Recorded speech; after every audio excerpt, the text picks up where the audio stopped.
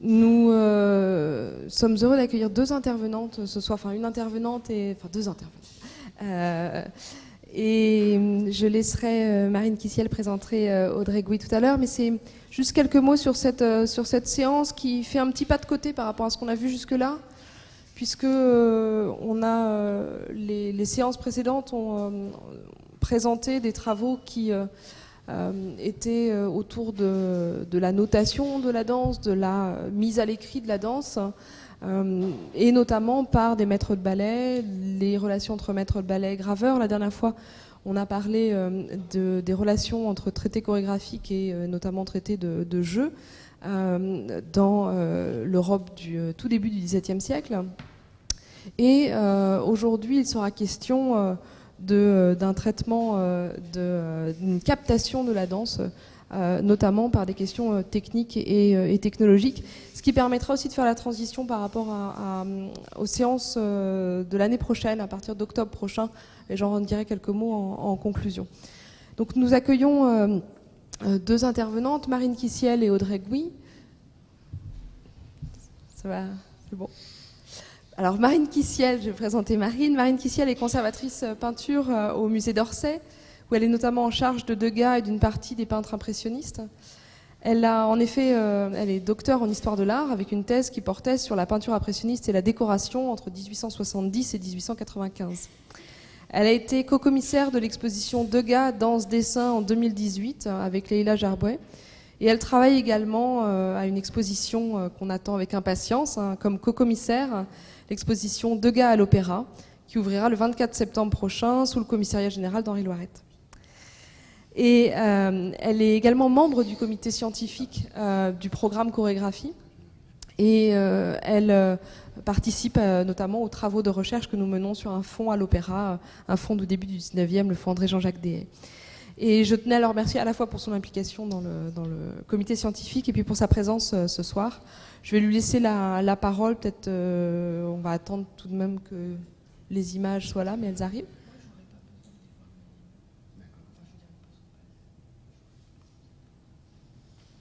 Bon, je vais remettre le micro. C'est un peu...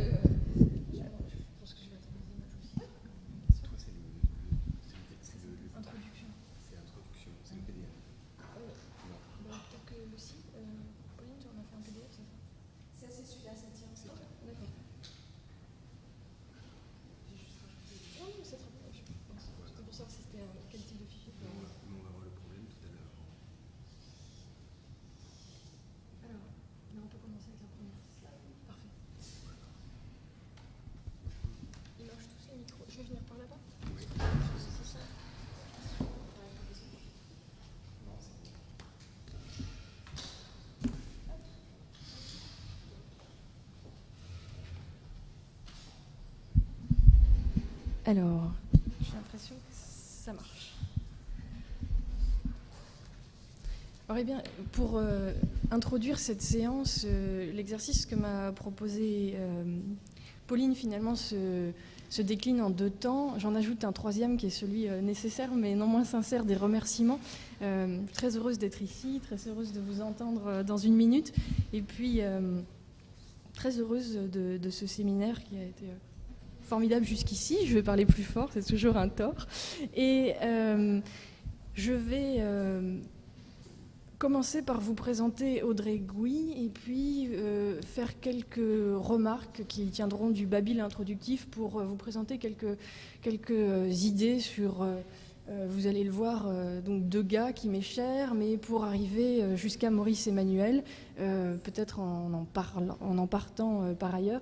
Bref, donc quelques marginalia en quelque sorte. Je vous présenterai quelques slides sur l'exposition que j'ai eu le bonheur de monter au musée d'Orsay l'année dernière sur Degas dans ce dessin, exposition qui partait donc de Paul Valéry pour célébrer Degas.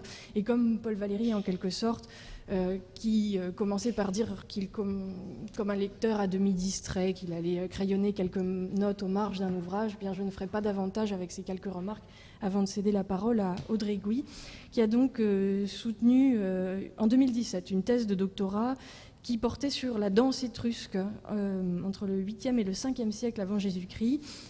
étude anthropo-iconologique des représentations du corps en mouvement dans l'Italie pré-romaine, menée donc entre l'École pratique des hautes études et l'Université Ca' Foscari de Venise. Préalablement, elle avait participé à un colloque en 2010 à l'INHA qui a donné lieu à un article en 2013, Patrimoine photographié et patrimoine photographique, pour évoquer l'utilisation de la photographie dans l'étude de la danse antique. Elle a par ailleurs été chercheuse postdoctorante à l'université de Fribourg, travaillant sur cette jolie chose qui est le mouvement du jeu dans l'Antiquité, au sein d'un programme européen de recherche qui s'appelait Locus Ludi. Et puis elle a également été Anamed Fellow, c'est-à-dire Fellow à l'université d'Istanbul, s'intéressant non plus seulement aux jeux, mais plus précisément aux acrobates, ce qui est encore plus évocateur et qui laisse songeur. J'espère qu'on entendra parler d'eux, les acrobates, aujourd'hui.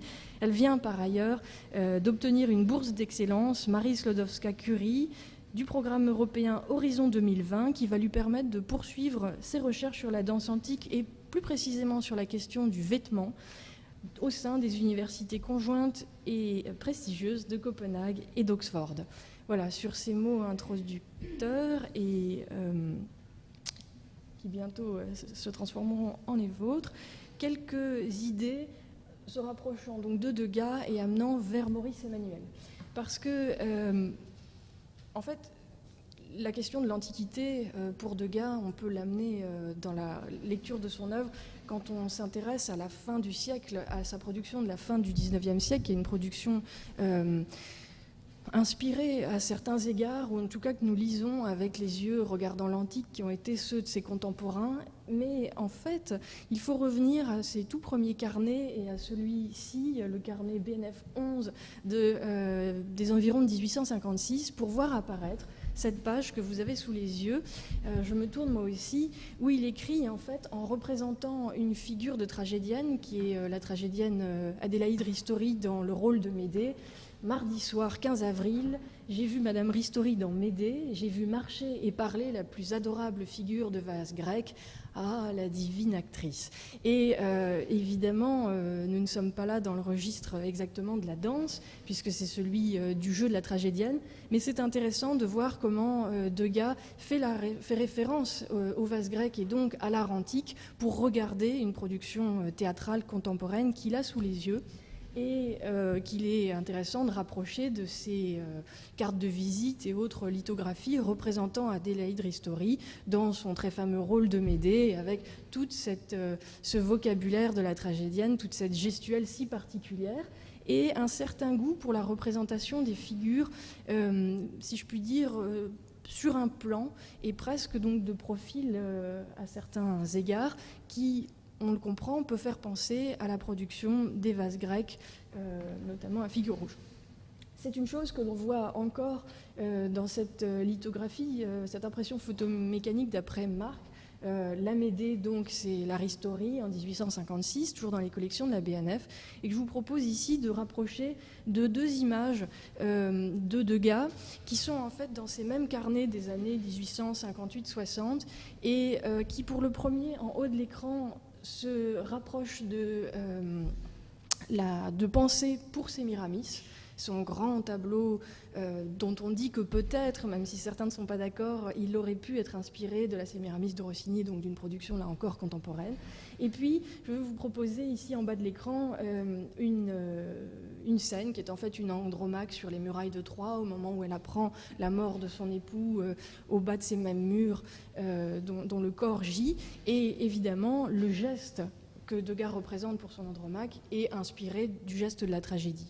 Mais en fait, si je vous montre cela, c'est parce que dans les carnets de Degas, et à cette époque exactement, se joue une mise à 45 degrés de la scène représentée. Il n'est plus en fait dans des réflexions qu'il a beaucoup par le crayon, qui vise à représenter ces processions qui sont si importantes pour le grand opéra à la française de manière absolument latérale, c'est-à-dire selon le mouvement de la frise, mais peu à peu, il va aussi bien pour l'étude pour Sémiramis, et vous avez le tableau en tête, il revient à la procession exacte parallèle au plan de la représentation, autant pour Sémiramis que pour un projet probablement jamais abouti, comme donc cette représentation d'Andromaque. Degas décale et désaxe à 45 degrés sa représentation et le mouvement de la procession. Et ce qui est évidemment intéressant, c'est de voir que ce motif de l'escalier que vous avez dans le dessin de 1858-60, c'est-à-dire de la trémie qui sort, et c'est aussi une nouveauté du grand opéra à la française dans les années 1830, qui sort du sol de la représentation scénique ou graphique, eh bien, n'est jamais repris par Degas avant qu'il ne le mette en œuvre dans un tableau comme ces danseuses montant un escalier de 1886-90, qui est conservé au musée d'Orsay, et qui appartient en fait à une série que voici, série que nous appelons des tableaux en long, qui sont des tableaux d'environ 40 x 80 cm, toujours un format en double carré, dans lesquels Degas en fait installe à 45 degrés une procession, généralement de jockeys ou de figures de danseuses, qui semblent, si l'on veut bien l'imaginer ainsi, n'être qu'une seule figure à différents moments de sa course. Et cela, évidemment, fait penser à la chronophotographie, non sans rappeler comment Degas a regardé l'antique dans sa jeunesse, avec ses études d'après les moulages de Parthénon, qu'il a faites les études à Paris à l'École des Beaux-Arts et à Lyon au Palais Saint-Pierre, devenu aujourd'hui le Musée des Beaux-Arts. Et tout cela, évidemment, engage à penser que non seulement Degas regarde la frise à l'antique, la procession du grand opéra à la française, mais encore ces joujoux scientifiques, comme les appelait Baudelaire, zootropes, praxinoscopes, thaumatropes et autres praxinoscopes théâtre, qui ont pour mission de décomposer, ou plutôt par la représentation décomposée du mouvement, et la mise en mouvement de ces images, de recomposer une image animée qui dise eh bien, la danse, bien souvent, ou le mouvement du cheval. Et cela n'est pas par ailleurs sans évoquer ces leporello assez charmants qui s'échappent des pages de certains manuels de danse, et notamment de celui de Carlo Blasis, qui fait partie des plus importants, parce qu'il y en a d'ailleurs relativement peu, au début du XIXe siècle. Tout cela, nous avions essayé de le montrer dans l'exposition Degas Danse Dessin. Je commence en quelque sorte par la fin, mais avec cette salle dédiée à la question de la représentation du cheval chez Degas, que dans un vers qui lui est propre, il décrit tout nerveusement nu dans sa robe de soie, manière de faire un lien avec la ballerine. Et à la ballerine, d'ailleurs, il s'adresse en lui disant « Danse, gamin ailé, sur les gazons de soie ». On est donc là dans l'interpénétration des mondes, des formes, mais toujours dans une quête de la représentation du mouvement par une forme de décomposition que nous avions, avec nos bronzes, cherché à montrer en regard, donc vous le voyez dans les vitrines des chronophotographies de Muybridge, des travaux de Marais, puisque si j'ai une souris, je peux vous dire qu'ici se trouvait en fait la première publication de chronophotographie dans la revue La Nature en 78, qui a probablement été dans les mains de Degas, puisqu'on a une référence dans un carnet. Et tout cela, bien sûr, donnait en quelque sorte lieu de cœur et de pivot à l'exposition, puisque dans la grande salle précédente, nous avions cherché à décomposer le mouvement des danseuses à travers les bronzes, non sans leur faire regarder des images arrêtées, dessins de l'artiste, photographies, tableaux du début de sa production qui sont assez précis et minutieusement, qui représentent des examens de danse.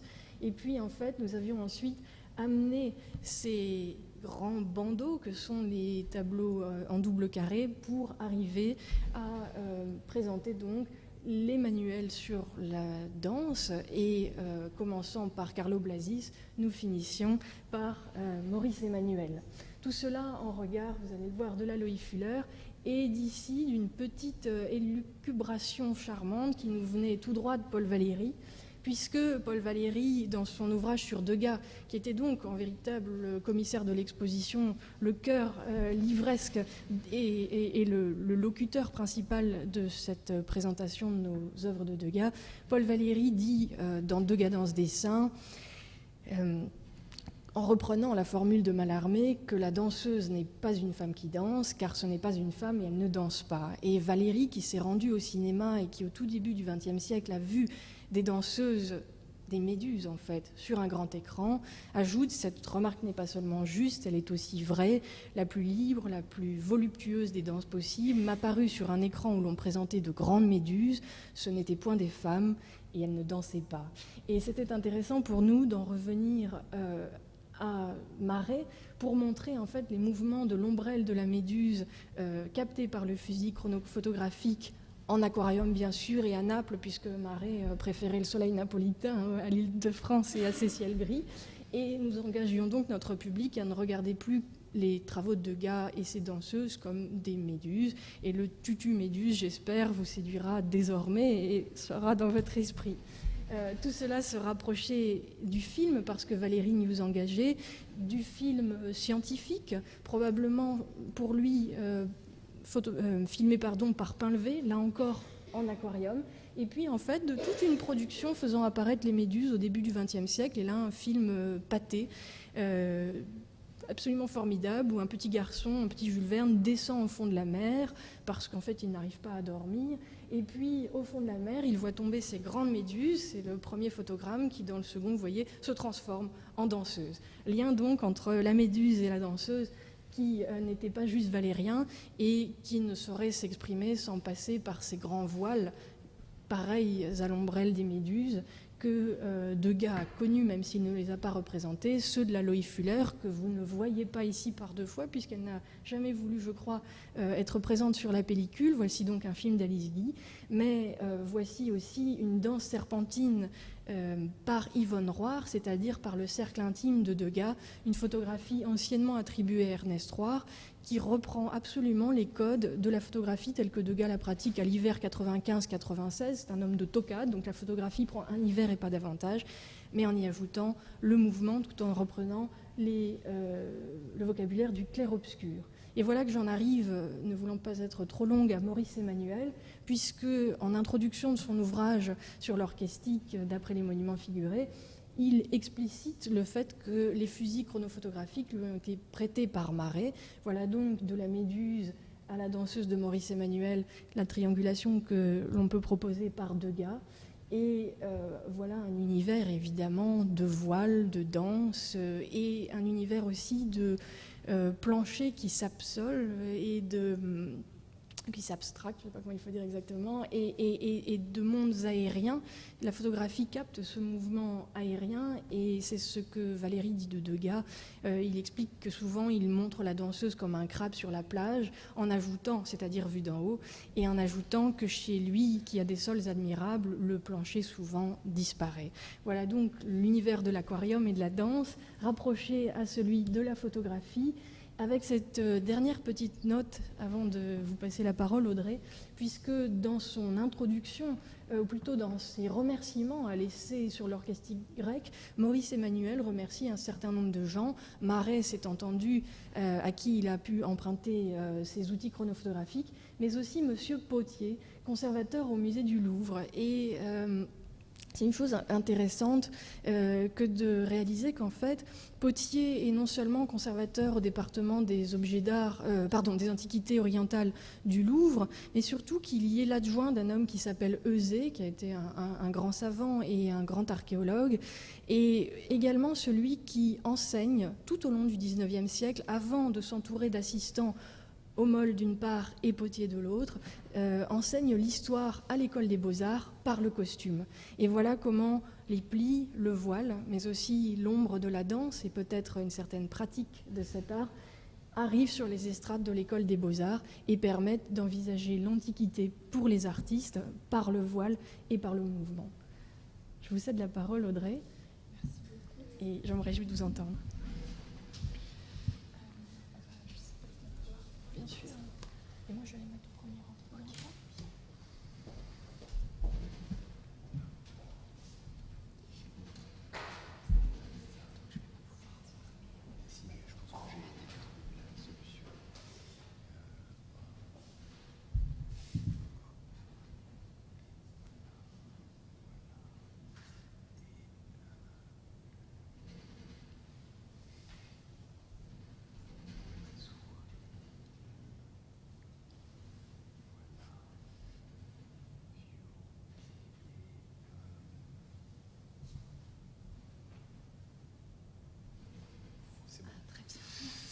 Merci beaucoup.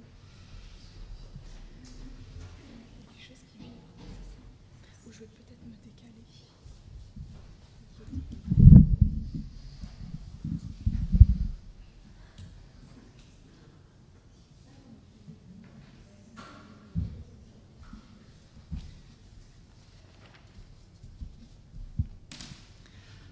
Voilà, merci infiniment pour cette très belle introduction. Donc je remercie aussi très chaleureusement Pauline Chevalier donc, de m'avoir invitée en fait, à intervenir dans le cadre de ce séminaire. C'est une belle occasion aussi pour moi de reprendre un travail que j'avais effectué en début de thèse. Sans avoir le temps d'y revenir et de le poursuivre. Donc un travail sur l'outil photographique et autres sciences auxiliaires dans l'étude de la danse antique. Alors je prendrai comme point de départ la date de 1895 qui correspond en fait à la publication de Maurice Emmanuel, donc compositeur et musicologue français, intitulé donc La danse grecque antique, et pour finir donc sur les nouvelles approches qui nous sont offertes aujourd'hui. Donc ceci en vue de comprendre comment a été et est encore appréhendée la création chorégraphique antique et surtout sa mise en image. Alors, la danse antique a toujours suscité beaucoup d'intérêt, et ce depuis le XVIe siècle. Alors, les premiers travaux sur la danse antique sont constitués par des catalogues qui répertorient un nombre important de danses ou de figures de danse, mais c'est vraiment en 1895 que l'étude de la danse antique connaît un tournant important. Donc la publication de Maurice Emmanuel, tirée donc de sa thèse intitulée « Essai sur l'orchestique grecque, étude de ses mouvements d'après les monuments figurés » et publiée ensuite donc en édition commerciale sous le titre « La danse grecque antique », apporte une toute nouvelle approche, ne serait-ce qu'en utilisant pour la première fois donc, les monuments figurés et considérant de manière secondaire les sources littéraires, donc les monuments figurés, les images donc, qui vont accueillir des scènes de danse, et puis aussi en mettant en rapport donc, les représentations de danse avec les avancées effectuées dans l'étude et la captation donc, du mouvement humain et animal. Alors, comme le rappelle Marie-Hélène de Lavauroux, grande spécialiste aussi donc, de la danse grecque antique, la méthode d'investigation de Maurice Emmanuel consiste à mettre, et je la cite, donc en évidence par rapport à la danse classique de son époque, des éléments permanents de la dynamique saltatoire et l'analyse par les procédés chronophotographiques de ces éléments aux fins de comparaison avec les gestes des danseurs grecs, donc dépeints par les artistes céramistes et les sculpteurs anciens. Vous avez ici donc toute première page, donc page 5 donc de l'ouvrage de Maurice Emmanuel, eh bien, les lignes qui explique son approche et en particulier donc, le rapprochement qu'il effectue avec la danse classique. Alors, les deux principes de base de l'approche que Maurice Emmanuel adopte sont, premièrement, que les images grecques doivent être privilégiées face aux sources littéraires qu'il juge peu fiables. Et deuxièmement, que ces images constituent eh bien, les reproductions photographiques de moments appartenant à une réalité passée. Donc selon lui, les personnages représentés dans des postures de danse seraient figés dans des instants bien précis, et les artistes en fait se seraient attachés à décomposer donc les mouvements. Pour Maurice Emmanuel, les postures d'un même mouvement ne se retrouvent pas sur un même objet, c'est-à-dire qu'il convient de recenser en fait l'ensemble des postures de danse que l'on rencontre dans l'iconographie grecque, et puis les agencer ensuite les unes à la suite des autres, donc dans un ordre que Maurice Emmanuel va déterminer lui-même, mais en s'appuyant sur les enchaînements donc, de la danse classique contemporaine. Donc, pour lui, chaque posture de danse qui apparaît dans l'iconographie grecque doit pouvoir être rattachée à un mouvement de danse classique et à un enchaînement bien particulier. Alors ces principes conduisent Maurice Emmanuel à développer une approche reconstructionniste, à travailler avec des danseurs. Et donc pour lui, l'élément de comparaison le plus approprié eh bien, serait donc la danse classique contemporaine. Pour cela, il est appuyé donc, dans ses travaux par Joseph Hansen, donc, qui était maître de ballet à l'Opéra de Paris en 1875 et 1876. Et la collaboration qu'il établit avec lui devait l'aider à mieux comprendre les pas, les gestes représentés dans les images, ainsi que le déplacement des figures suggérées dans l'image. Maurice Emmanuel va aussi beaucoup collaborer avec Étienne Jules Marais, biologiste et médecin français, donc sur la reconstruction du mouvement. Et grâce à cette collaboration, en fait, il va intégrer pour la première fois donc des moyens techniques, la chronophotographie, donc que Marais met au point. Alors comment Maurice Emmanuel va lier danse, posture grecque de danse et chronophotographie? En fait, la méthode du savant consistait à demander à des danseurs professionnels de reproduire donc, des figures, des postures issues des sources iconographiques grecques, et donc de les capturer ensuite grâce à la chronophotographie. Ces danseurs devaient intégrer donc les postures visuelles anti-grecques dans un enchaînement de danse classique. Et il s'agissait donc pour Maurice Emmanuel de retrouver les postures et les enchaînements manquants. Et puis les postures, les séquences, les gestes que faisait apparaître le danseur eh bien, étaient comparés donc, dans un second temps aussi à l'ensemble des postures recensées dans l'iconographie grecque. Donc là, vous avez un exemple, donc un danseur qui est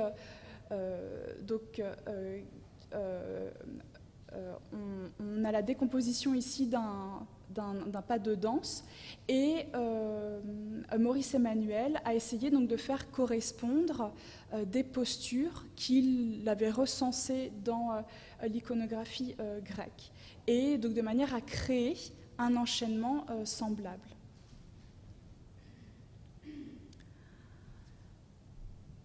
Donc le but était de donc faire correspondre posture de danse classique contemporaine et posture grecque antique devait permettre de reconstituer la danse grecque antique, de mieux comprendre aussi donc, les postures. Donc l'étude enthousiasma à la fois donc, les artistes et les savants, donc comme cela a été dit en introduction.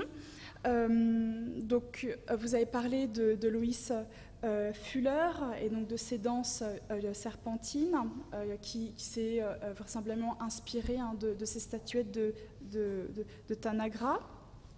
Il y a aussi la figure importante d'Isadora Duncan qui va marquer la scène internationale par ses ballets inspirés de l'Antiquité.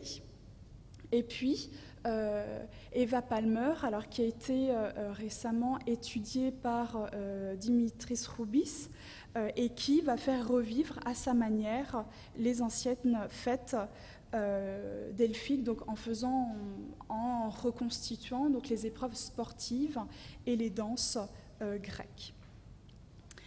L'auteur va inspirer aussi donc, de nouvelles études, comme celle de Louis Séchant, publiée en 1930, mais ce dernier va s'éloigner de l'approche reconstructionniste développée par Maurice Emmanuel. Il ne va pas adopter la décomposition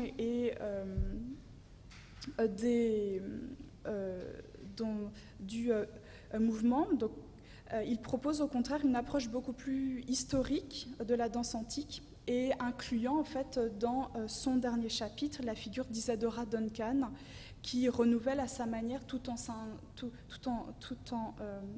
inspirant la danse grecque. Alors, en 1965, dans la lignée des tentatives de reconstitution proposées par Maurice Emmanuel, Germaine Prud'Homo va en fait utiliser des procédés cinématographiques. Donc Germaine Prud'Homo, donc, qui publie une nouvelle étude de la danse grecque antique et tout en s'appuyant sur les travaux de son prédécesseur, elle va approfondir donc, ses recherches sur la compréhension donc, du mouvement grâce aux avancées technologiques réalisées, et elle va plus loin dans la réanimation donc des scènes de danse. Ce que fait Germaine Prud'Homo, c'est de prendre des images donc de danseurs, donc des postures, dans l'iconographie grecque et va les agencer les unes à la suite des autres avant donc de les faire défiler dans un sens donné. À la différence de Maurice Emmanuel, elle ne va pas faire intervenir donc, de danseurs professionnels, mais va travailler directement à partir des images et des postures qui vont apparaître sur les œuvres.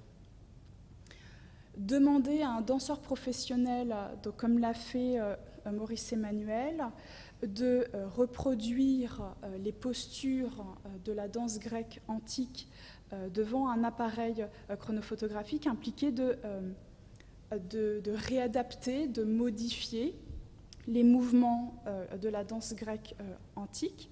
Et en reprenant directement les figures, Germaine Prud'Homo considérait en fait qu'elle empêchait la modification inévitable des gestes et des mouvements et réanimait en quelque sorte le mouvement antique de manière plus précise. De plus, Germaine Prud'Homo va se limiter à Maurice Emmanuel pour reconstruire l'ensemble de la danse, considérer l'ensemble des postures de danse, alors que Germaine Prud'Homo va se limiter aux postures d'un même vase ou d'un même objet. Elle considère qu'en fait, les personnages représentés sur un même vase vont décomposer les mouvements d'une même danse et que leur agencement dans un ordre déterminé conduisait donc à la reconstitution de la danse représentée. Là, l'ordre donc dans lequel étaient agencées les postures, étaient étudiées à partir, là encore, comme Maurice Emmanuel, des mouvements de la danse classique, avant donc de les faire défiler les uns après les autres.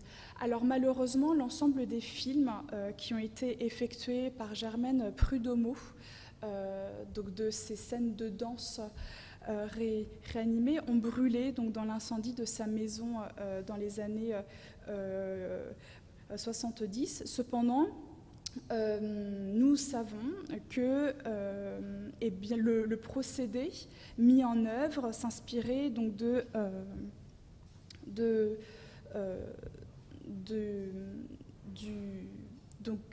celui ici publié par Muybridge, c'est-à-dire que sur une plaque circulaire tournante, elle disposait en fait les différentes figures tirées d'un même objet, les unes à la suite des autres, donc dans un sens étudié à partir de la danse classique.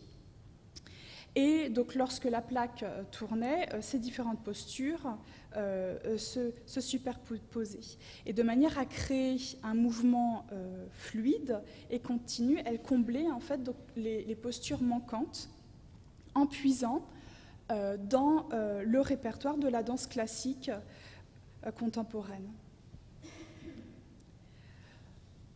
Alors, l'auteur va perfectionner ce procédé. Elle va réaliser donc une série de petits films dans lesquels chaque personnage d'un même objet va être photographié 7 fois. Et les bandes réalisées donc, sont collées ensemble et puis donc, afin d'être projetées et visualisées. Donc ce procédé permet d'animer les scènes de danse. En 1991, Marie-Hélène de Lavauroux achève une thèse de doctorat intitulée « Recherche sur la danse dans l'Antiquité grecque entre les 7e et les 4e siècles avant Jésus-Christ ». Et donc elle propose une nouvelle étude de la danse grecque. Elle reprend les méthodes de reconstitution développées par ses prédécesseurs, mais les insère cette fois dans une dimension plus historique et plus ethnologique. Elle va filmer des danseurs professionnels qui vont tenter de reproduire les mouvements donc, de la danse grecque antique à partir de ces vestiges iconographiques. Et là, donc, vous avez un exemple donc, tiré de son ouvrage. Alors, sa thèse a été publiée en 3 volumes, et ici, vous avez eu une reconstitution donc, d'une forme de danse pacifique. En 1997, ces méthodes de reconstitution sont vivement remises en question par Frédéric Nerbout et puis plus récemment par Karine Schlagbach. Frédéric Nerbout, dans son ouvrage intitulé Attractive Performances, interroge la représentation donc, même du mouvement dansé et remet en question donc, les techniques de reconstitution du mouvement antique et de la gestuelle. Depuis les années 80, se développe un courant qui considère que les gestes représentés ont fait l'objet d'une sélection et d'une construction, et que par conséquent, il serait difficile d'affirmer que les artisans s'étaient attachés à reproduire, à décomposer sur leurs œuvres les mouvements des danses. L'intérêt des artisans antiques était plus vraisemblablement de rendre rapidement compréhensible pour celui qui la regarde la scène de danse représentée et surtout de créer du sens. Je reviendrai dessus. Donc, parallèlement à cette approche reconstructionniste ouverte par Maurice Emmanuel, différents travaux ont soulevé de nouvelles interrogations sur la gestuelle et sa représentation. Donc je passe sur ces différents travaux, mais celui qui est peut-être l'étude qui a eu un impact important dans mon travail est celle de Jean-Louis Durand, qui publie un article en 1984 dans la revue History and Anthropology sur donc les gestes dans l'iconographie grecque. Alors que les images grecques sont considérées par Maurice Emmanuel, Germaine Prud'Homo et Marie-Hélène de Lavauroux comme des reproductions photographiques dont les postures qu'elles révèlent peuvent être placées les unes à la suite des autres, et bien d'après Jean-Louis Durand, il faudrait considérer la représentation de ces gestes et de ces mouvements comme une construction mentale qui les transformerait en images iconiques, pour reprendre le terme qu'il utilise. Donc, les artistes artisans finalement fixeraient des gestes, les reconstruiraient de manière à les rendre plus facilement reconnaissables, ce qui les rendrait iconiques.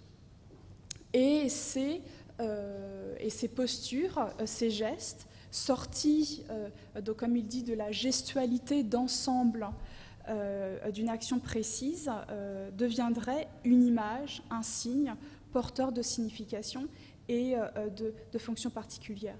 Plusieurs travaux sur ça vont suivre. Je ne m'arrêterai pas dessus, mais je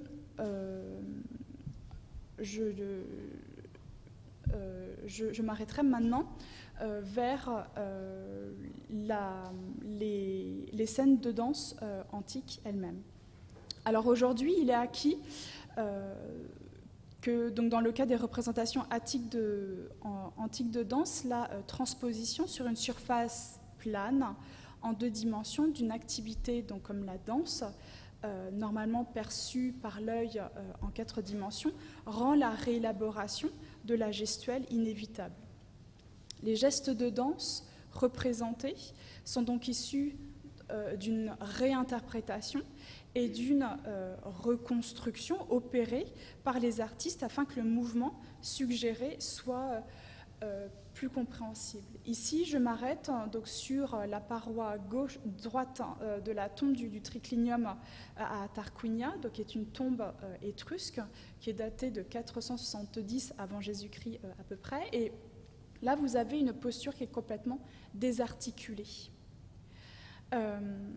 On a un corps donc, qui est désarticulé avec une posture invraisemblable d'un point de vue anatomique, mais qui dans l'image va faire sens et va contribuer à indiquer le caractère frénétique de la danse qui est représentée.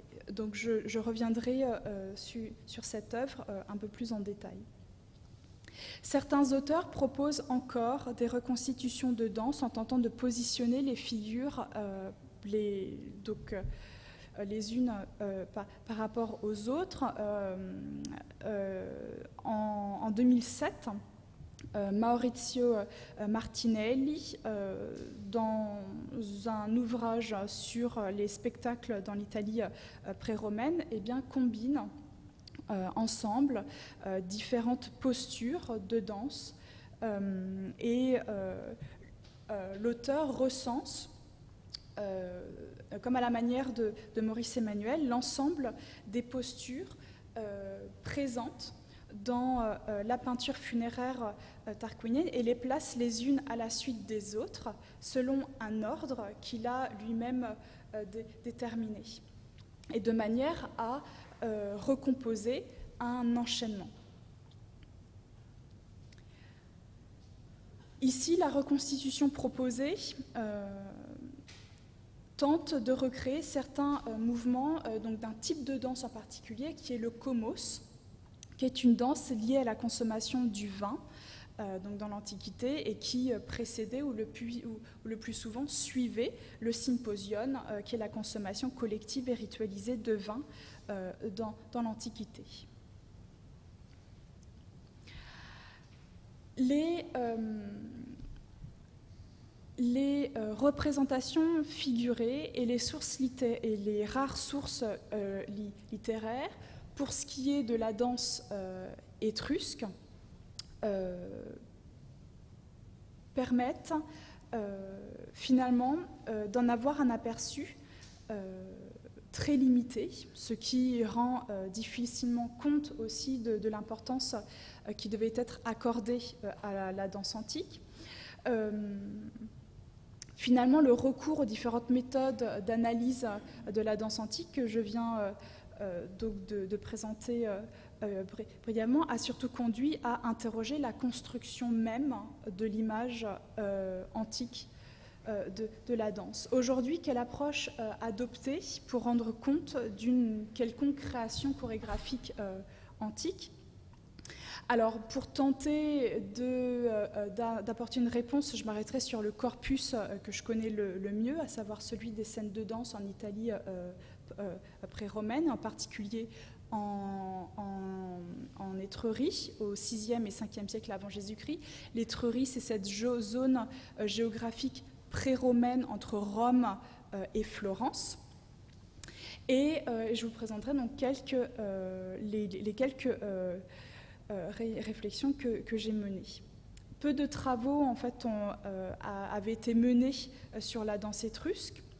On peut citer la petite étude de Mary Anderson Johnston en 1956 qui porte sur un corpus limité lié aussi aux découvertes d'alors. Et ensuite, on a quelques articles qui proposent quelques études de cas. Alors, aujourd'hui, il y a donc des travaux en cours, et notamment une thèse qui utilise la biomécanique, qui est une méthodologie intéressante lorsque l'on travaille à partir d'objets, comme sur les armes, pour essayer de comprendre le mouvement lié à l'utilisation d'objets donnés. Je travaille aussi sur un projet lié à la manipulation et à l'utilisation donc d'objets liés à la consommation du vin. Et là, la praxéologie motrice est intéressante. En particulier pour des objets qui sont propres à l'Italie pré-romaine, comme ici ce doppiere qui est constitué de 2 coupes posées sur un pied en U. Donc, comme vous pouvez le voir. Alors, la praxéologie motrice, c'est l'étude de l'action motrice qui peut être un outil ici intéressant. Elle a été théorisée dans les années 80 par Pierre Parlebas et elle vise en fait l'étude des tactiques et des techniques du corps, des mécanismes de prise de décision, des interactions motrices et des réseaux de communication mis en jeu. Et alors Pierre Parlebas en fait propose une classification des actions du corps selon 3 critères. Donc selon que un partenaire est présent, s'il y a un adversaire et s'il y a une incertitude liée à l'environnement de l'action. Il distingue la psychomotricité et donc, qui renvoie à l'action effectuée seule et la motricité sociale, à savoir l'action menée avec plusieurs acteurs. Alors, il met au jour des unités sémiotiques de base à tout mouvement, les gestèmes et les praxèmes. Et les praxèmes donc seraient l'action elle-même. Alors, dans le cadre de ce Pierre, ce qui est intéressant, c'est que la praxéologie motrice peut nous aider à comprendre l'utilisation de l'objet, mais aussi à décortiquer le mouvement d'utilisation de l'objet. On a un premier temps qui serait donc la psychomotricité, c'est-à-dire que l'objet est utilisé seul, donc les deux coupes sont levées. Et ensuite, on parle de motricité sociale lorsque l'une des deux coupes est donnée à un autre personnage. Voilà, donc je passe très vite sur cet objet qui appartient à l'Italie du Nord et qui est systématiquement découvert dans les tombes féminines les plus riches. Mon approche face à la représentation donc, de la danse antique. J'ai privilégié l'étude de l'iconographie puisque pour l'Étrurie, on n'a pas de source littéraire. Et je me suis heurtée à la confusion qui existait dans l'iconographie, mais aussi dans les textes grecs, si l'on prend à Athénée, entre posture de sport, posture de danse et posture de combat. Et donc, la méthode mise en place dès les premiers temps a été le rassemblement exhaustif, donc accumuler l'ensemble des représentations de mouvements que je pouvais trouver pour l'ensemble de l'Italie pré-romaine, mais aussi pour l'ensemble du bassin méditerranéen. Et j'ai procédé ensuite par élimination, et ce qui m'a permis donc de dresser des critères donc pour la définition de la représentation de la danse donc que vous avez ici. Et donc par conséquent de donner aussi une définition des représentations de sport, de duel ou de cortège. Alors,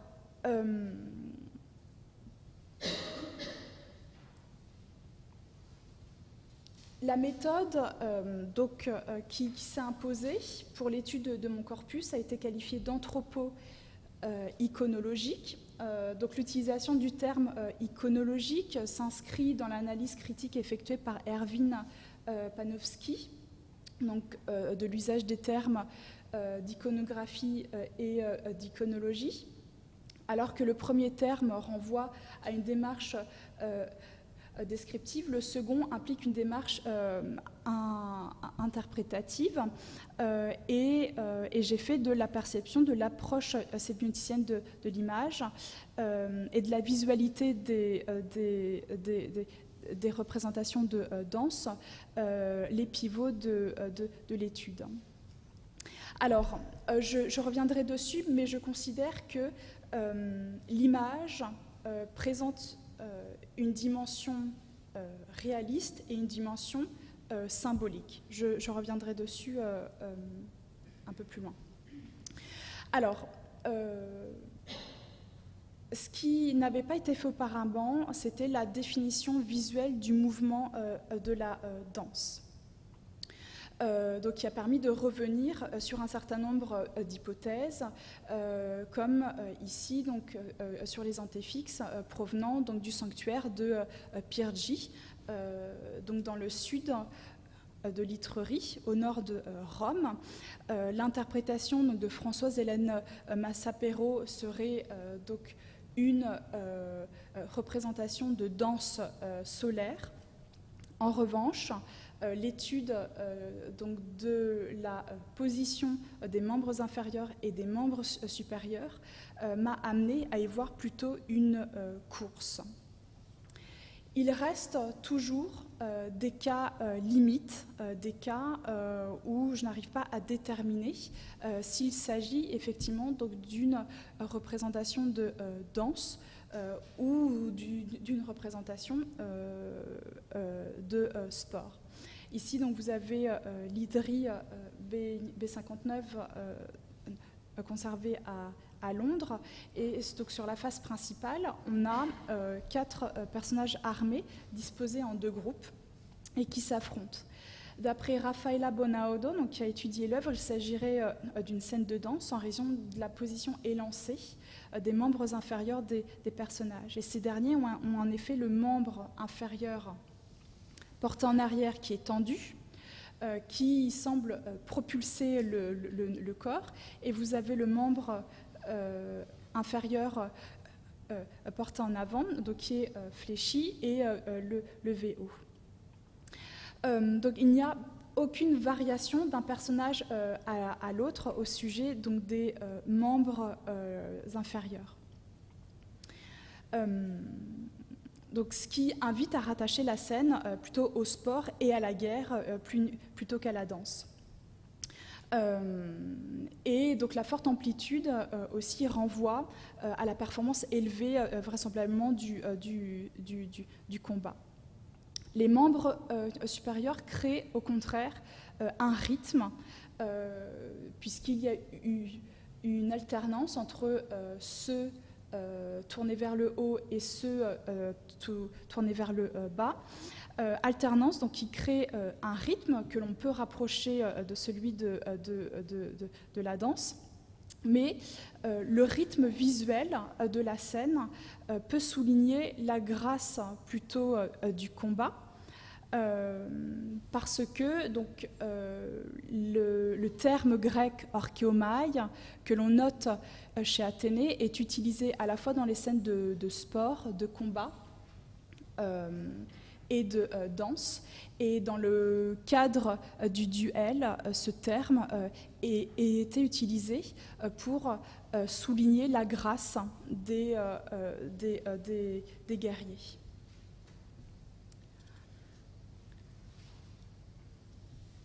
Alors, un point important aussi, c'est la mise en comparaison donc, de l'ensemble du répertoire étrusque de la danse avec donc le répertoire des postures que l'on peut trouver donc dans le bassin méditerranéen. Donc j'ai travaillé sur un nombre total de postures de 2143, ce qui permet d'avoir un bon aperçu. Et il apparaît que il a été possible de relever la capacité donc, des Étrusques, comme pour l'écriture, à sélectionner des postures à partir d'un répertoire iconographique méditerranéen, à les refonctionnaliser et à en créer aussi de nouvelles. Donc lorsque des postures sont manquantes donc dans le répertoire grec, par exemple, et ceci donc de manière à créer leur propre langage visuel. Donc là, vous avez un bon exemple de représentation, donc avec des postures qui se retrouvent uniquement dans l'iconographie étrusque, et d'autres qui trouvent des parallèles, au contraire, dans un répertoire méditerranéen. Alors, j'ai effectué une typologie de l'ensemble des postures, donc en les classant selon, donc en fonction du traitement des membres inférieurs et du traitement des membres supérieurs. Et je les ai classés selon qu'elles étaient plus introverties ou plus extraverties.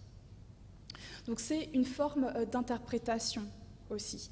Mais cette typologie a été renforcée par la position, en fait, des postures dans l'espace des tombes.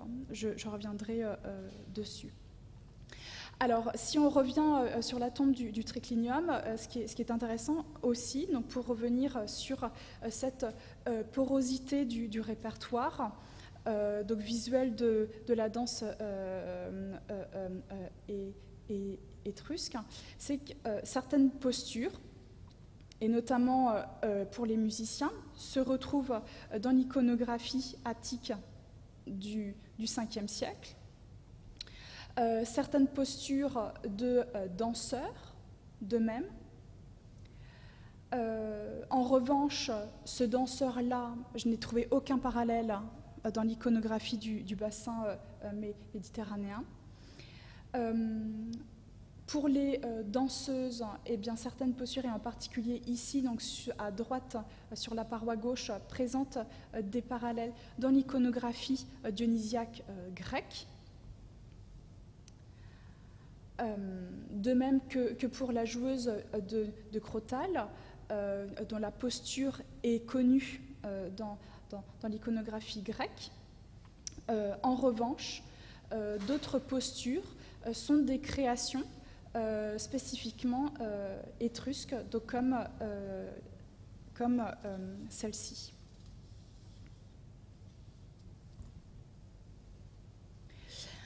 Alors, donc toutes les données récoltées ont été étudiées selon deux directions, d'une part au prisme du rituel étrusque et d'autre part au prisme de l'iconicité, si l'on peut dire, des documents pris en considération. Donc j'ai appréhendé l'image selon deux approches, l'une réaliste et l'autre plutôt symbolique, deux approches qui sont d'ordinaire utilisées différemment, mais que j'ai liées ici dans mon travail. Alors, je passerai très vite sur l'implication donc de la danse probable dans les pratiques rituelles étrusques. Je rejoins l'hypothèse de Paola Ceccarelli selon laquelle la danse était constituée en un rite de passage. Ici, on a vraisemblablement une scène lié à un rituel de mariage avec un personnage féminin qui en fait introduit la danse et ouvre une danse avant que ce jeune couple prenne place. Bon, je passe très vite sur ça, ce n'est pas ce qui m'intéresse. Ce qui m'intéresse, c'est vraiment la position, la sélection des postures à l'intérieur de la tombe. Ces postures sont guidées vraisemblablement par les moments du rituel. Il apparaît que des éléments, et précisément des moments d'un même rituel ou de plusieurs rituels, sont rigoureusement sélectionnés, puis agencés de manière à faire sens dans l'image.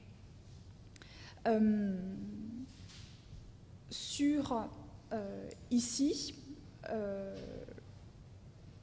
dans la tombe d'Alcole Casuccini à Chiusi, on a en fait une scène donc, qui mêle plusieurs postures qui se suivent. La typologie que j'ai effectuée et la mise en série aussi donc, des images me permet donc de considérer que là, cet athlète qui tient des disques est représenté dans une phase d'échauffement, de même que ce danseur armé. Ici, vous avez une joueuse de Crotale que l'on ne voit pas très bien, mais qui généralement est utilisée dans les phases, dans les scènes de danse pour aider les participants à passer d'un état à un autre. Elle apparaît souvent aux phases finales des danses pour aider les participants à passer dans un état de transe vraisemblablement. Ici, vous avez un personnage, c'est un pugiliste, qui est dans une posture de victoire.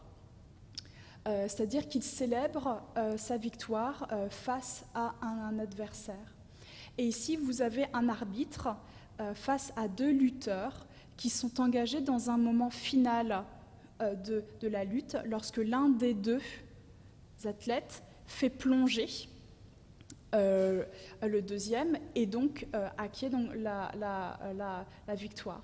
Donc on a une sélection de postures qui proviennent d'activités toutes très, très différentes, mais qui vont faire sens dans l'image.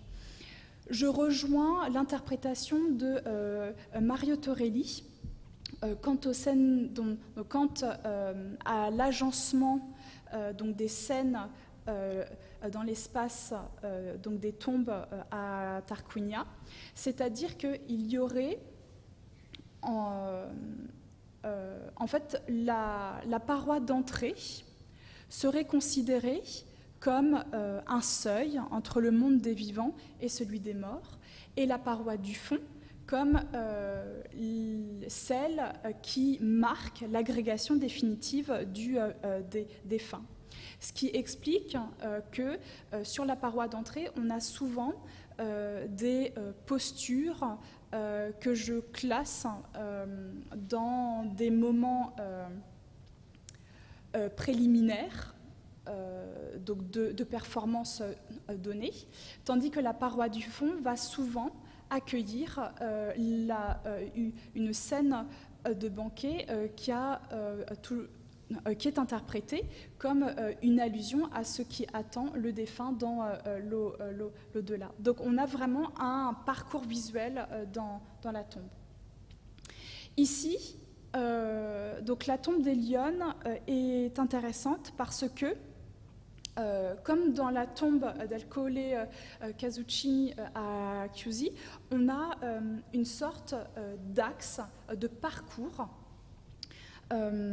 qui est lié à des croyances eschatologiques, vraisemblablement, c'est-à-dire que le cratère marquerait le centre donc du parcours visuel dans la tombe. Ici, vous avez ce personnage féminin qui est, d'après la typologie effectuée, représenté dans une phase préliminaire d'une danse. Vous avez ici des personnages allongés au banquet. Ceux sur la paroi gauche sont tournés vers la paroi d'entrée. Ceux sur la paroi droite sont tournés vers la paroi du fond, et enfin on aboutit à ce groupe qui est engagé dans une phase finale d'une même danse. Donc on a en fait un parcours très clair, en fait il me semble, horizontal dans la tombe, qui est à mettre en rapport avec un axe vertical qui a été est étudié par Françoise Hélène Massapero. On retrouve aussi, alors, ceci dans la tombe du triclinium. Donc ce parcours visuel où sur la paroi d'entrée on va avoir des cavaliers, sur la paroi du fond donc cette scène de banquet, et donc sur les parois latérales, ces scènes de danse ou de cortège qui souvent créent un axe de la paroi d'entrée vers la paroi du fond. Tout ceci m'amène, alors le vêtement va avoir aussi une importance importante pour la compréhension du mouvement et pour comprendre aussi comment les artisans ont tenté de suggérer le mouvement à travers leurs œuvres.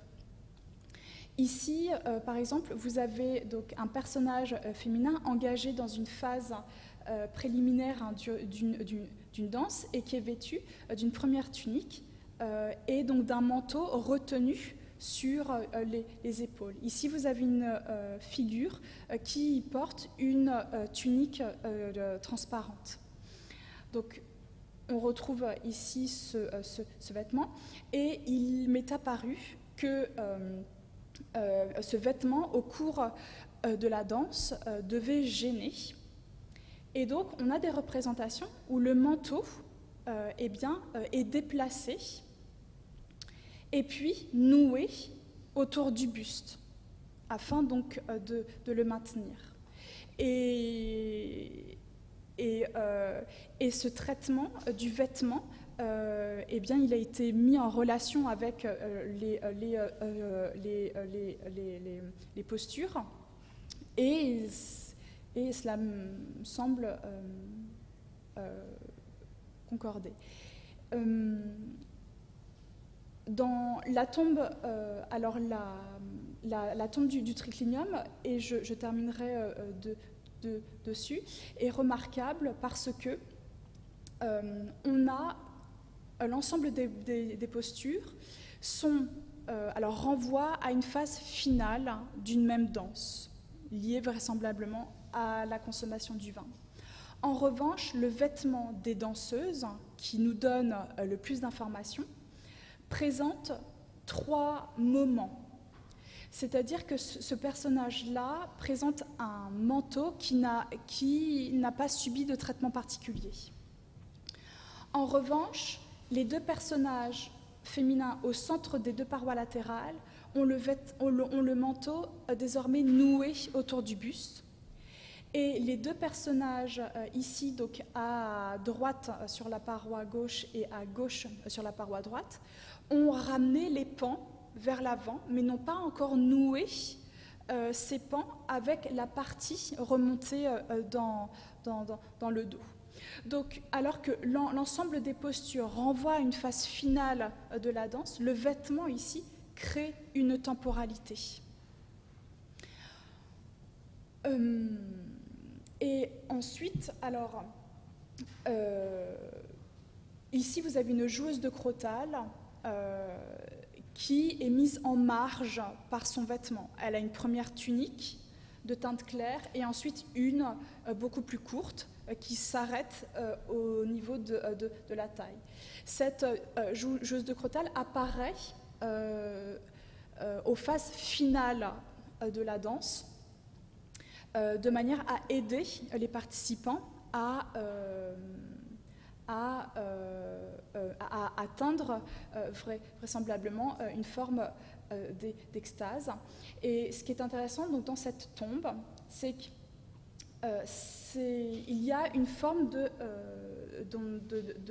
chiasme, si l'on peut dire, créé en fait entre les postures, c'est-à-dire que les musiciens se répondent d'une paroi à une autre, de même que les danseurs masculins, les danseuses en fonction de leurs vêtements, et puis ce personnage féminin-là répond à cette joueuse de crotale. Ce personnage féminin-là présente un manteau qui n'a pas de traitement particulier et est en train de se couronner, c'est-à-dire qu'elle rentre dans le groupe. Donc elle marque une phase préliminaire de la danse, alors que la joueuse de crotale, elle, marque une phase finale de la danse. Voilà, donc la question du vêtement et de la danse va être approfondie là, donc à l'université de Copenhague et d'Oxford, et va être... alors je passe sur tout ça parce que je vois que le temps en passe. Je terminerai sur ça. Et alors on a utilisé la chronophotographie, les procédés cinématographiques. À Copenhague, en fait, on va intégrer donc cette étude de la danse donc du vêtement et de la danse antique dans un programme de modélisation informatique en 3D, non pas pour essayer de reconstituer les mouvements, parce que comme on l'a vu, ils sont l'objet d'une reconstitution de la part des artistes qui empêche leur leur reconstruction. Mais là, la modélisation en 3D va se focaliser sur les mouvements du vêtement. Donc ici, vous avez quelques essais qui ont été faits donc, par Eva Anderson-Strand, qui est la directrice du projet, et la directrice aussi du centre d'études du vêtement à Copenhague. Et donc là, en fait, elle est en train d'utiliser une quenouille donc pour essayer de comprendre le mouvement qui est, et de capter le mouvement qui est effectué. Le but est de faire donc la même chose, mais avec le vêtement uniquement. Voilà, donc l'utilisation de la photographie à la fin du 19e siècle eh bien, montre aussi une appréhension de l'image antique comme des vestiges presque photographiques, mais une étude des postures, de leur agencement, une étude des gestes aussi montre qu'il y a eu toute une construction et puis une reconstruction de la part des artistes, et que finalement ces postures et ces gestes vont être agencés dans la tombe sur un objet de manière à créer du sens et un sens qui est lié finalement à la fonction du médium sur lequel ces postures et ces gestes apparaissent. Voilà, et je m'arrêterai sur ça. Merci de votre attention.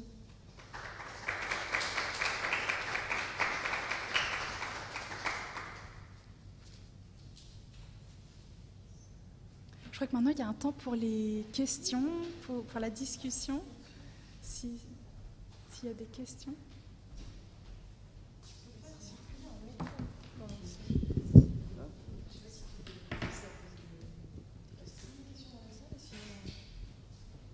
On peut, enfin, moi j'ai pas mal de questions, mais on peut laisser les questions à la salle. Bon, si on a des questions. Moi, j'avais une première question qui était sur la citation de Mallarmé, que je ne suis pas certain d'entièrement comprendre. Donc, comme je suis très mauvais sur le 19e, je serais assez curieux, voilà, puisque je comprends bien en quoi les procédés chronophotographiques permettent une désidentification. Donc, je comprends bien pourquoi est-ce que ce ne sont pas des femmes. Mais je ne suis pas certain de comprendre pourquoi est-ce qu'elles ne dansent pas. Est-ce que c'est justement parce que le film, la photographie nous permettent d'accéder à une dimension comme ça plasmatique avec les grands tissus en mouvement, ou est-ce que c'est autre chose ? C'est assurément autre chose, parce que Mallarmé meurt avant toutes ses créations. Il meurt l'année même, si je ne m'abuse, de l'invention, de la naissance officielle du cinéma. Évidemment, il manque à Valéry, dont il est le père en poésie, en quelque sorte, au moment où Valéry reprend cette idée pour la pousser plus loin. Moi, je ne suis pas une spécialiste de Mallarmé. Ce que je crois, c'est que... Pardon ? C'est qu'on est dans le domaine de la suggestion. Et de toute façon, quand Valéry regarde Degas, il le regarde pour ne pas le voir. S'il dit c'est le lecteur distrait qui crayonne aux marges de l'ouvrage. Je ne pense point trop de bien des biographies. Enfin, c'est vraiment presque une négation de l'exercice qu'il est en train de faire, qu'opère Valéry au moment même où néanmoins il le fait. Donc il y a ce jeu comme ça très distant avec la réalité, et la métaphore valérienne et le sens de la suggestion lui permettent d'aller plus loin avec la question des méduses. Donc moi je ne le prendrais pas trop au pied de la lettre. Par ailleurs, chez Mallarmé, la suite de la citation m'échappe. C'est une façon, je crois, de rattacher la danseuse à une forme de poésie vivante et de l'abstraire de la pesanteur. Donc c'est cela que la méduse amène encore plus. Et de l'abstraire de tout ce qui pourrait la retenir dans le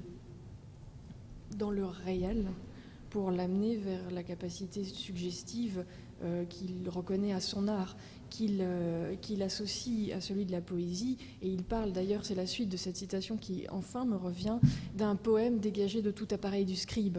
Et c'est là, en fait, je crois que se joue quelque chose de magnifique. C'est l'idée de dire que non seulement la danse ne s'écrirait pas, mais en plus, quand elle se danse, elle n'est même plus du domaine du corps, peut-être. Enfin, je crois qu'il y a quelque chose de cette nature. Et Valérie continue par facétie et puis par compréhension presque trop accrue, trop grande de l'art de Degas, qu'il ne cherche à aucun moment à lire en historien d'art, qu'il ne cherche pas davantage à qualifier avec science, mais qu'il évoque en poète, en philosophe, simplement en homme de son temps. Et dans le simplement, il y a en fait beaucoup plus que cela. Valérie, c'est une éponge absolue à bien des idées de son époque, et je crois de manière structurante aux idées de Bergson. Et ce que je ne montrais pas tout à l'heure, c'est la figure de Ravesson, qui est un philosophe, un homme de musée qui s'est approché des musées en fait par désarroi, puisque la philosophie ne l'accueillait pas. Et Félix Ravesson parle du mouvement, de l'habitude et du dessin par ailleurs, pour parler de la ligne et de la ligne serpentine comme essence de la motricité, de la beauté et de la grâce, comprise dans un sens qu'il rapproche de Léonard de Vinci, c'est-à-dire en fait de ce qui meut l'être. Et c'est ainsi que Ravesson lit la danse antique d'ailleurs, en passant par Léonard de Vinci et l'idée que la ligne serpentine qui anime les corps est causa mentale, et que donc tout l'art l'est à son tour. Et pour finir, ce qui est intéressant, c'est que Félix Ravesson ait étudié Léonard, que Valérie ait écrit son premier texte sur l'introduction à la méthode de Léonard de Vinci, c'est-à-dire en se rapprochant de cette figure qu'en fait il ne cherche pas du tout à lire vraiment, puisqu'en réalité il est en train de mettre en place sa propre méthode. Donc c'est une introduction à la méthode de Paul Valéry. Et en faisant cela, il se passionne pour cette idée de flux et de mouvement que les spiritualistes français ont développé. Et donc la méduse, la femme qui ne danse pas, mais c'est de la même façon que la ligne ne trace pas. Elle dit et elle est. Et l'être à son tour. Et pour finir avec tout cela, Valérie, en fait, au moment de se marier, trouve plus intéressant d'aller aux obsèques de Ravesson, ce qui montre à quel point il est intéressé par tout cela. Et par ailleurs, rend hommage à Bergson en pleine occupation, ce qui relativise la portée de son antisémitisme. Et je crois que donc, voilà, peut-être la réponse est un peu ample et c'est à vous qu'il faudrait donner la parole, mais dans cette atmosphère intellectuelle de la fin du XIXe siècle, je cherche à aucun moment à dire que Degas a lu Ravesson, regardez Maurice Emmanuel, mais il y a quelque chose de l'idée de la danse et peut-être de l'idée de son écriture et de sa pratique qui s'extrait de la feuille et qui fait qu'elle n'est ni femme ni ne danse. L'ajout serait bienvenu. Non, mais j'allais dans ce sens-là aussi, puisque chez Mallarmé, il en parle à propos de Loïc Fuller en particulier, et pour lui, elle dépasse la danse en tant que discipline autonome. Elle rejoint une poétique générale du monde. Je pense même que dans ce poème, il y a coupe, fleur, elle rejoint aussi des éléments naturels. Donc, effectivement, cette arabesque qui... Et puis, alors, Mallarmé, en plus, il a vraiment en tête aussi de rejoindre une forme de rituel aussi. Donc, ça me fait peut-être aller vers ce qu'on a entendu à l'instant, que j'ai trouvé très, très, très intéressant, très fascinant. Où je comprends tout à fait la distinction que vous pouviez faire entre... Alors déjà, effectivement, je pense que vous avez tout à fait raison, c'est un peu idiot d'assimiler les représentations de la danse avec la danse elle-même, comme le font, ou tentent de le faire ceux qui essayent de reconstituer les choses à la fin du XIXe siècle, parce qu'effectivement, ce sont des images de danse, et ce sont pas, c'est pas la réalité de la danse. Mais du coup, c'est vrai que ça pose aussi la question, puisque vous parliez du fait que vous distinguiez aussi la dimension réelle, ce qui pouvait se rapporter à la danse dansée, à une pratique dansée, et puis la dimension symbolique.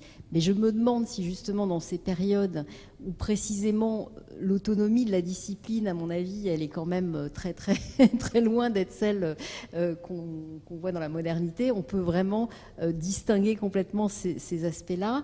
Et je pense notamment à ça parce que je me suis demandé, en vous écoutant, moi je suis plus familière de la danse indienne et du Bharatanatyam en particulier, qui est une danse donc ancienne et qui est peut-être une danse qui, pour le coup, alors avec des éclipses, mais en tout cas est toujours pratiquée, donc qui pose cette question parce qu'il y a des représentations figurées très anciennes et en même temps une pratique contemporaine. Je me suis demandé si vous vous étiez intéressé pour essayer de, si ce n'est de faire enfin, éventuellement trouver des parallèles, parce que précisément dans le Bharatanatyam, par exemple, il y a des postures figurées dans la sculpture indienne impossibles pour un corps normalement constitué. Donc elles sont effectivement une sorte d'idéal de la danse, peut-être dégagé de tout l'appareil du scribe, c'est-à-dire du corps. Et en même temps, dans la pratique du Bharatanatyam, on tend vers cet idéal, quitte à travailler le corps qui ne pourra jamais... Donc il y a une espèce de dialogue entre le réel et le symbolique. Et je me suis demandé si vous aviez peut-être pensé à aller vers des danses anciennes qui perdurent dans leur pratique, pour comprendre aussi vos images et votre corpus. Alors, donc, pour ce qui est...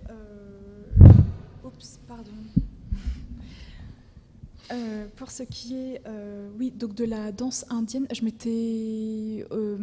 alors, je ne connaissais pas cette forme de danse. Par contre, je m'étais arrêtée beaucoup sur le Kalaripayat, qui est une forme de danse armée, pour essayer de comprendre mes représentations de danse armée. Alors, pour essayer de les comprendre, oui, pour essayer de comprendre le combat fictif et la danse de combat.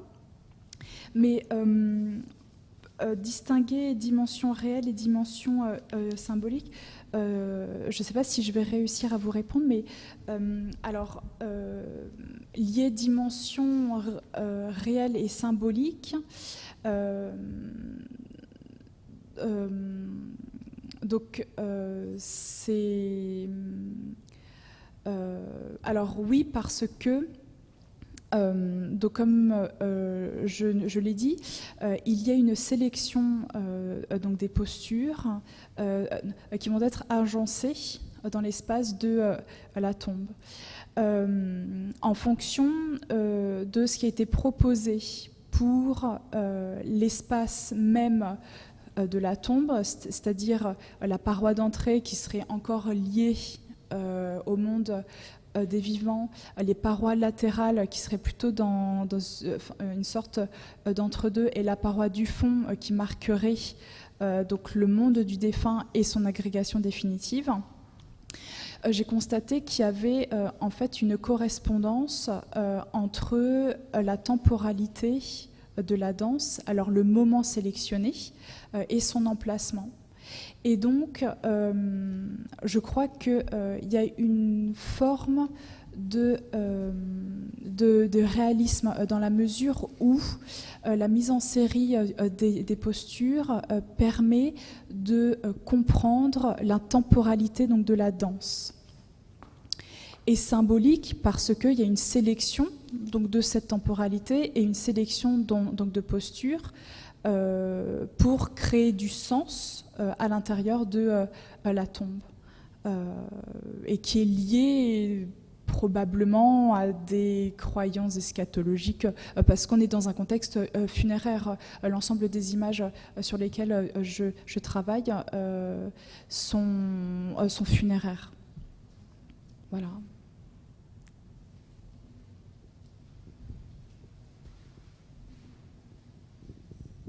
J'ai deux questions un petit peu précises. Est-ce que vous pensez que c'était un lieu où ces danses avaient lieu réellement ou pas, cette tombe? La tombe. Bon, ça c'est la première question. Le lieu, alors probablement pas, puisque alors je ne pense pas. En revanche, on a alors à Tarquinia, ce sont donc des tombes qui font à peu près 3 mètres sur 3, donc vraiment des espaces carrés. Les images, bien que magnifiques, n'étaient pas destinées à être vues par les vivants, mais en fait étaient destinées essentiellement aux morts.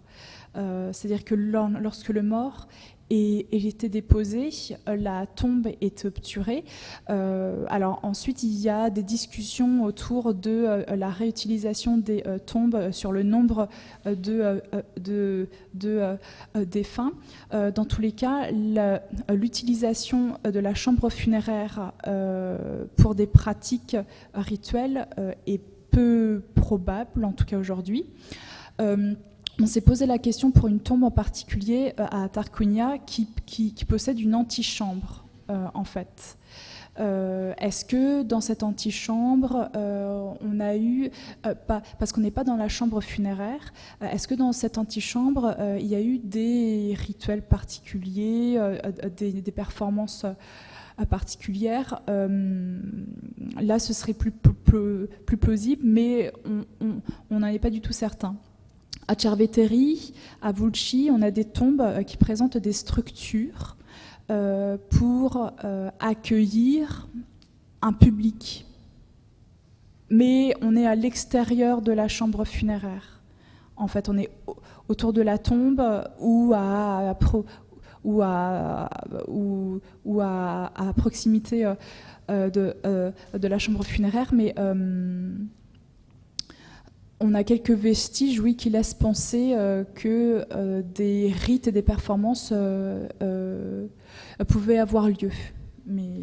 Parce qu'en fait, la question, c'est de savoir si ce sont des danses dessinées, vous voyez ce que je veux dire, qui n'existent que dans le dessin, ou est-ce qu'elles existent dans la réalité? Est-ce qu'on le sait? Alors ça, je saurais. On ne sait pas. Jamais, non. On n'a pas de traces. Pour les Étrusques, non.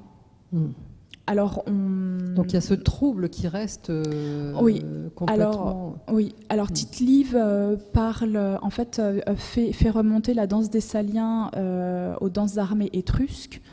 Or, ce qu'il décrit, on ne le retrouve pas du tout dans l'iconographie étrusque. Donc on n'a pas de sources littéraires directes et même les sources littéraires indirectes ne nous donnent pas d'informations. Alors si on sait qu'il y avait des danseurs étrusques, et puis à partir du IVe siècle avant Jésus-Christ, ces danseurs voyageaient, ils étaient envoyés à Rome par exemple, mais on a trop peu d'informations. Parce que c'est intéressant de penser qu'il peut exister des danses que dessinées pour cet endroit-là. Et que c'est vrai. Une danse de dessin. Oui. Enfin voilà, c'est une dimension à laquelle j'ai pensé en vous écoutant. Parce que oui. Et c'est la question que je me suis posée aussi, surtout que pour certaines images, en fait, on a des postures qui sont vraiment issues d'un répertoire visuel grec. Et vraiment, on retrouve les mêmes postures. Donc là, on sait qu'il y avait donc des échanges, des œuvres qui circulaient. Donc les artisans avaient accès à toute une culture visuelle et pouvaient piocher aussi donc leur modèle dedans. Donc oui, la question se pose.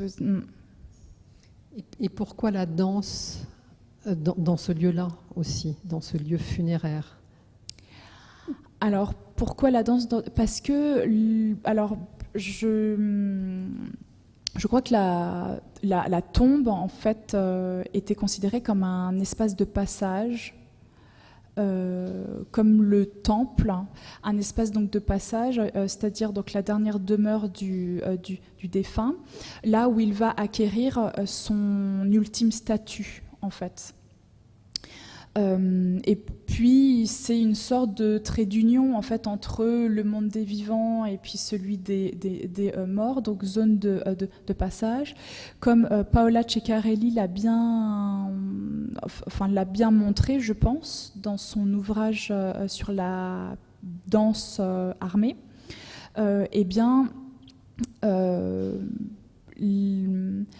Si les sources iconographiques que l'on a renvoient à des rituels bien précis, renvoient à des rituels de passage.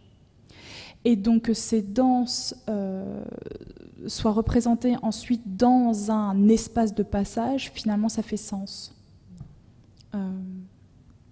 J'ai encore une question. Est-ce que vous avez une explication sur les arbres, enfin, tout ce qui décore les animaux? Je crois qu'il y avait des poissons, j'ai vu des dauphins. Oui, dans la tombe des lionnes. Des magnifiques arbres, je ne sais pas. Alors ici, on a des arbres, effectivement, donc des arbustes. Et puis dans la tombe des lionnes aussi, on va avoir des dauphins là. Ah, c'est des dauphins. Et puis vous avez des oiseaux aquatiques aussi, alors des canards qui alternent avec les dauphins. Alors pour ce qui est des arbustes, alors attendez, je dois avoir une photo de la tombe du triclinium là. Pour ce qui est des arbustes, il y a une très belle étude qui a été faite par Agnès Rouvray en 1988 sur ces arbustes dans les tombes étrusques. Et en fait, ces arbustes se retrouvent très fréquemment donc dans l'iconographie étrusque 6e, 5e siècle avant Jésus-Christ. Et elle propose de les voir comme des éléments qui vont délimiter l'espace donc du mort et le consacrer aussi. Parce que dans ces arbustes, vous avez des guirlandes, des couronnes, et qui sont des objets qui étaient utilisés pour consacrer un espace, un bois sacré. Et voilà, donc arbuste pour délimiter et consacrer l'espace du mort, et espace qui va devenir, qui va devenir une sorte de templum dédié aux morts. Ensuite, vous avez une étude de Paul Fontaine en 1999 qui a essayé donc de déterminer les différentes espèces d'arbres, en fait. Voilà, donc et puis, mais qui me semble pas très convaincant. Et pardon. Et puis là, pour ce qui est donc des dauphins et des canards, oui, alors ça c'est l'élément marin revient très régulièrement aussi donc dans les tombes. Bon, il y a plein d'interprétations qui ont été proposées. On a mis en parallèle le bond des danseurs avec le bond des dauphins dans les flots. On a vu aussi donc le dauphin comme un animal amphibien, donc qui fait le lien entre deux mondes aussi, donc qui va avoir une valeur funéraire. L'oiseau aquatique aussi, puisqu'il est entre terre et mer. Voilà, donc l'élément marin revient très régulièrement effectivement dans les tombes tarquiniennes. Voilà. Merci. Je t'en prie. Je ne sais pas s'il y a d'autres questions. J'avais juste une remarque aussi. Enfin, c'est très juste cette remarque sur les arbustes parce qu'ils contribuent aussi à la perception du mouvement quand même de manière très forte. Hein. Et alors, on pourrait dire qu'aussi leur représentation d'une espèce en particulier donne une idée d'une volonté, une certaine volonté de représentation très réaliste, voilà, c'est le terme pas forcément approprié, de ces danses, mais il y a quand même vraiment un usage de l'espace et du déploiement du mouvement dans l'espace auquel ces arbustes me semblent contribuer. Mais pas forcément là-dessus, j'avais une remarque sur le vêtement. Ce qui m'a interpellée dans aussi la correspondance entre les deux interventions, mais le vêtement, là, permet de montrer une reconstitution assez précise, alors que c'est vrai qu'on a ce travail du vêtement et qu'on voit aussi très bien à une autre période, mais dans les dessins de Valentine Hugo, par exemple, pour le Sacre du Printemps, qui ont servi aussi à des reconstitutions, eh bien, le vêtement est cet instrument aussi presque d'éloignement par rapport à la réalité de la danse, c'est-à-dire que le vêtement est ce qui va contribuer au saisissement non pas d'un instant, mais au saisissement d'une perception beaucoup plus longue du mouvement. Alors que là, en fait, on est dans une... Et ça, je trouve ça vraiment intéressant de voir que là, le vêtement permet tout autre chose. C'est-à-dire que cette représentation du vêtement, permet un ancrage peut-être plus précisément dans la réalité de la danse que la représentation du corps. Est-ce qu'on avait, il me semble, quelque chose de très différent et voire opposé dans la représentation du vêtement qu'on peut avoir justement chez Valentine Hugo, mais qu'on a quand même aussi dans une partie de la danse sur d'autres supports, parce que là, pas dans ce que vous avez montré ici. Je sais pas ça n'appelle pas forcément de réponse, mais c'est faire cette remarque sur le traitement du vêtement qui appelle d'autres recherches. Oui, absolument. Merci beaucoup. Moi, j'aurais une petite question, parce que vous nous parlez là de la sélection des temporalités pour créer du sens à l'intérieur de la tombe. Et puis, quand on avance jusqu'en cette fin du 19e siècle, il y a nécessairement un processus de lecture de ces sélections et une volonté de recomposition avec Emmanuel et tous ceux qui ont suivi, passant de la chronophotographie au cinéma, mais tout cela quand même séquençant. Et je me demandais dans quelle mesure l'étude 3D, avec la technique que vous nous avez montrée, 3D Spectrum, je ne sais plus exactement, se rattache à cela et puis ouvre aussi un nouveau chapitre dans cette étude, puisque évidemment, on pourra séquencer, mais j'imagine que le but, c'est quand même le continu. Et le cinéma, dans ce cas-là, qui est à mi-chemin entre ce que vous avez exploré et, par exemple, Emmanuel, comment se situe-t-il ? Enfin, voilà, le temps et le temps arrêté dans l'espace du geste. Qu'en est-il ? Alors, pour ce qui est de la modélisation en 3D, alors, le projet n'est pas commencé. Et très sincèrement, je ne sais pas comment je vais l'amener. Alors, on m'a proposé... alors on m'a invité à intégrer effectivement donc la 3D, mais uniquement pour ce qui est du vêtement. Je pense que je ne vais pas essayer de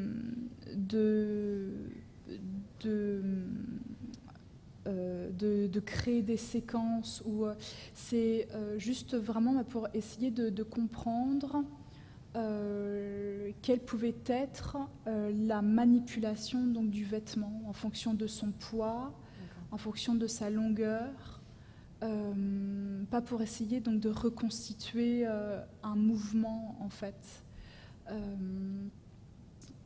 Donc vous aussi, vous allez créer de l'image. Je vais créer de l'image, oui, Est-ce effectivement. que ce sera une écriture ? Parce que nous sommes rassemblés autour de cette question. Ça veut dire aussi qu'on passe à autre chose. Il y a cette volonté de reconstituer disparaît, parce que c'est quand même très marquant, cette obsession de la reconstitution, et qui est aussi une obsession de la technique. Et on pense presque plus à l'histoire de la technique finalement que l'histoire que de la danse. Enfin, c'est quand même cette obsession pour la technique qui permettrait la reconstitution est aussi intéressante. Et là, finalement, d'après ce que j'ai compris, le projet que vous présentez est un projet qui prend un chemin un petit peu de côté, puisque l'objectif n'est pas de reconstituer. Et que là, on a vraiment quand même un changement aussi. Mais au contraire, oui, d'essayer de comprendre quelle pouvait être l'utilisation, le mouvement, éventuellement, mais avec énormément de prudence. Est-ce que ça implique la reconstitution, parler du poids, des textiles, etc. Ça Oui, implique bien aussi sûr. un travail sur la matérialité même Oui. D'accord. Et le son aussi, quel son pouvait faire le vêtement, le tissu lui-même, et puis il y a des figures qui présentent des appliques aussi sur le vêtement. Donc là, le but est de reconstituer aussi donc, ces appliques et d'essayer de voir quels sons pouvaient être donnés. Voilà, mais là, pour ces appliques, on n'en connaît pas le poids. Il n'y a plus d'objets. On n'a pas les objets. Alors là, pour les appliques dont je parle, non. Ah ouais. On n'a pas du tout d'objet en fait. On a l'idée du matériau. Oui, en fonction de la couleur, puisque c'est couleur jaune, ocre. Donc c'est des matériaux c'est organiques qui ont disparu. Alors, dans l'image, on suppose du bronze, Ah oui. et dans un contexte archéologique, ça reste. Et c'est surprenant alors qu'il n'y en ait plus aucune trace. Mm. Ouais, très surprenant. Donc, Ok.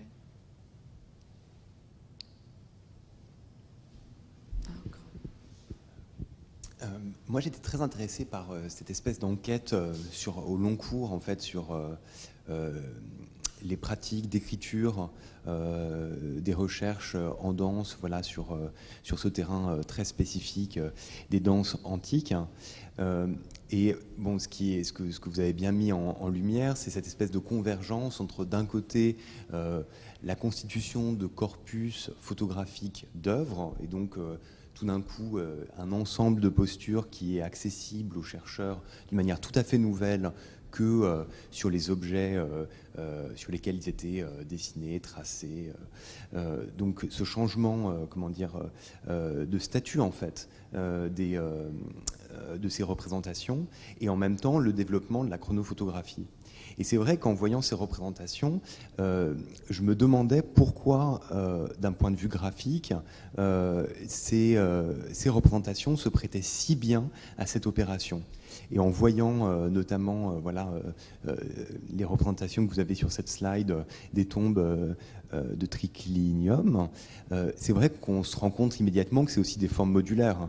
Et donc qu'en fait, elles se prêtent entièrement aux opérations de recomposition, de circulation qu'offrent les opérations de la photographie. Donc on comprend bien comment est-ce que la rencontre entre des pratiques graphiques et ce type de représentation ont pu tout d'un coup susciter un ensemble de fantasmes très forts sur la possibilité de reconstituer ces danses. Maintenant, je vois qu'en fait, vous allez vers une autre piste qui est tout à fait différente, qui est celle de la matérialité des tissus. Mais je me demandais justement comment, s'il n'y a pas une rupture en fait, à aussi annoncer, enfin plus clairement, parce que votre propos en fait semblait s'inscrire dans la suite de ces reconstitutions. Et en fait, moi j'ai l'impression qu'on est là dans une rupture en fait épistémologique, entre deux modalités tout à fait différentes et des pratiques aussi de recherche qui sont elles tout à fait distinctes. ok. Et donc c'est une remarque. Oui, ok, très bien. Merci beaucoup. Mais d'une certaine façon, en amont de Marais, Maybridge, puis surtout de Maurice Emmanuel, il y a la narration continue en art.